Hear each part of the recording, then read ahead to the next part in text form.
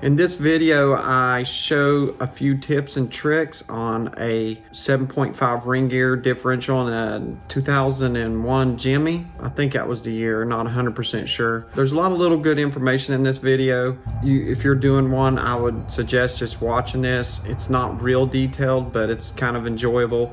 The technician that's on it is Ian, and he actually is moving on to a dealership here soon, a very good technician. He's the one actually doing the job and I'm filming, so I hope you all enjoy it. Check it out, stay to the end, and yeah.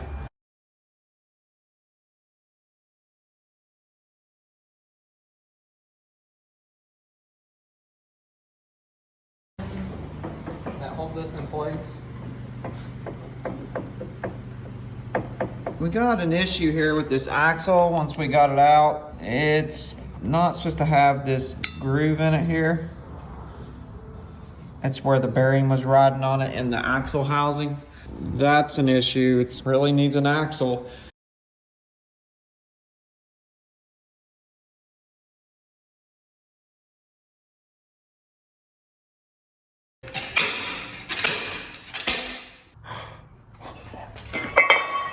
Is it too small? It might be. Let's grab him.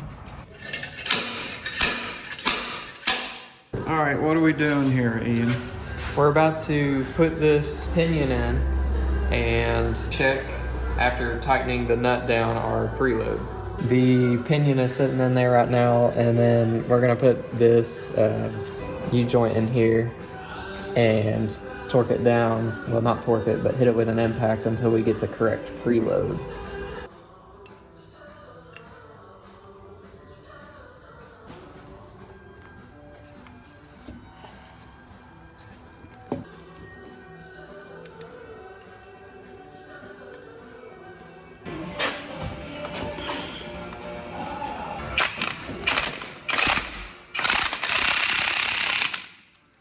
So now we should have enough room. Yeah, we got plenty of room now to get that nut on there with the washer and have enough threads to get it torqued down. But before we go any further, we'll put our seal in. We put thread tape right here to keep it from leaking. The seal has gone on right here. So what are we doing here? We're gonna drive this seal in.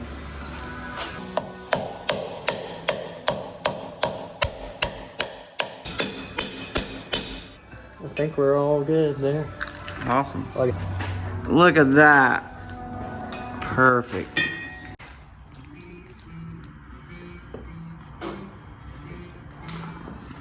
There you go. There you go. Make sure we don't hurt the pinion or anything.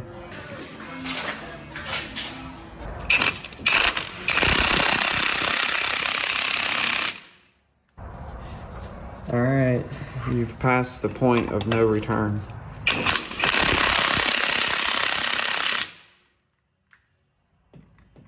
Okay. A little more. So we need to get it to where it feels tight. Like a little bit of. Yeah.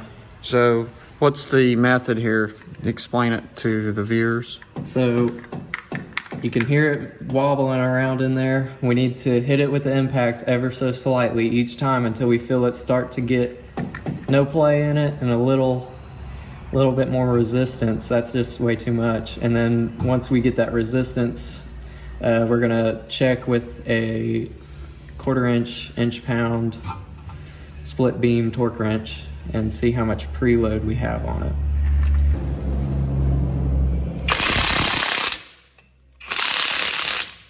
Let's check it. All right, and you can see it's not much, it's not spinning like it was before. We've got some resistance now, so we'll spin it around a couple times to get the bearings all worked in, and then check our preload here. Okay. And so we're wanting, what are we wanting exactly? Anywhere from 24 to 32 inch-pounds. So right now as we're moving, we're at about 11 or 12. Great, so we're still in the good zone. Yes. Yeah, Actually more like 9, 8 or 9. It's not zeroed out perfectly. It's kind of slightly to the right a little bit, so we'll just take off like 1 or 2 inch-pounds off of what we read, and then impact it and watch it turn like barely. And once I see that, then I'm just gonna check our preload again. Awesome. It's free, that's when I need to.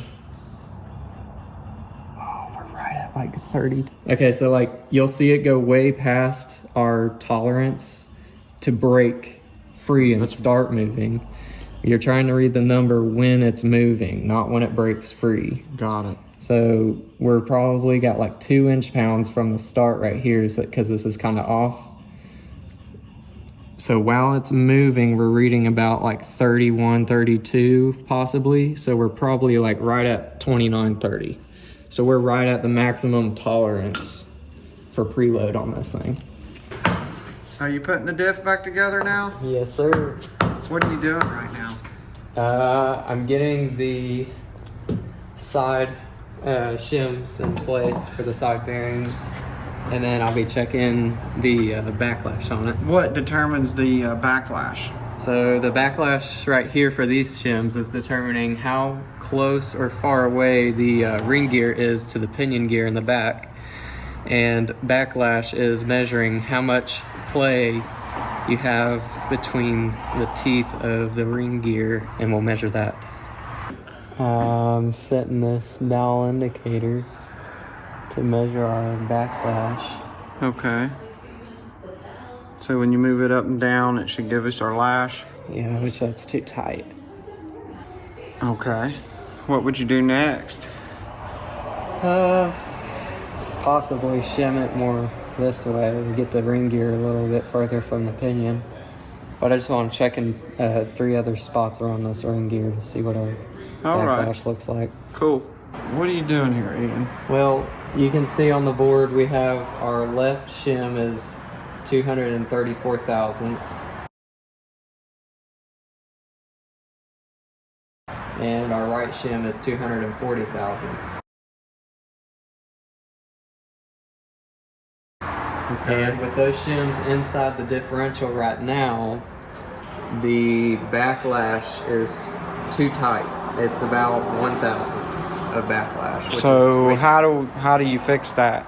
So like I was talking about with the ring gear before, we needed to move further to the left away from the pinion inside the differential. So what I'm doing is I'm measuring all these shims to get an idea of what size they are, so I know how much I'm going to be moving the ring gear over, so I can compensate for that on the other side. So however much I take off the left side, I need to be adding as much on the right side. That makes sense. Yeah. All right. Alrighty. Differential going back in.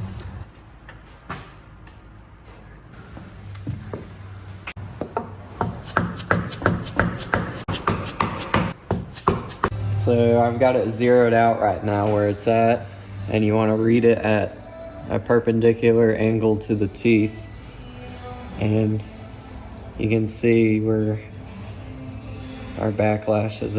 I keep moving the gear. It's about 6 or 7 thousandths. 5 to 7 thousandths. And the spec is 5 to 9 thousandths. Well, it's in spec. So what you want to do is measure 4 different spots on it, but I'm pretty sure we've got it, but I'll double check. Good job.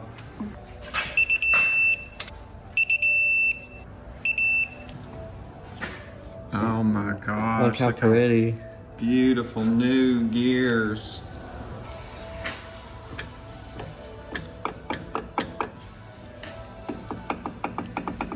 Just painting the teeth. Should I paint all of them or? Yeah. Okay. And then you roll it.